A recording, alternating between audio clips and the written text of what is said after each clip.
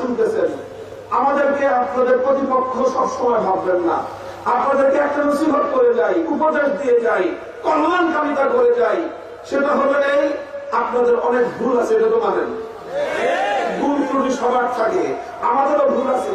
আপনাদের সবচেয়ে বড় ভুল বিগত 50 বছর ধরে যে ভুলটা আপনারা করে আসছেন, আশা করি এইবারের এই হোঁচট খাওয়ার পরে একটু হুঁশ আপনাদের ফিরবে, আপনারা সেই ভুলটা সংশোধন করার চেষ্টা করবেন।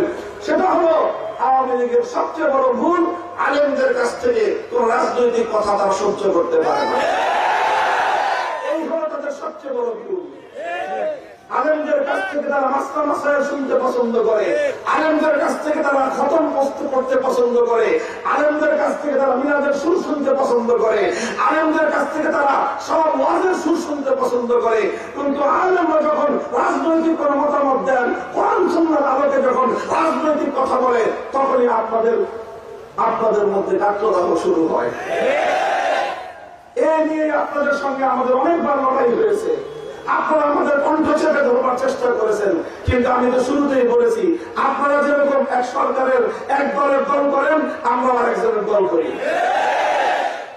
আমাদের পূর্বপুরুষ আল্লামা ফরিদপুর রহমাতুল্লাহি আলাইহিকে সদর সাহেবের কণ্ঠকে সে যুগের স্বৈরাচারীরা বন্ধ করতে পারে নাই, রুদ্ধ করতে পারে নাই। সদর সাহেবের সন্তানদের কণ্ঠ রুদ্ধ করতে পারবেন না।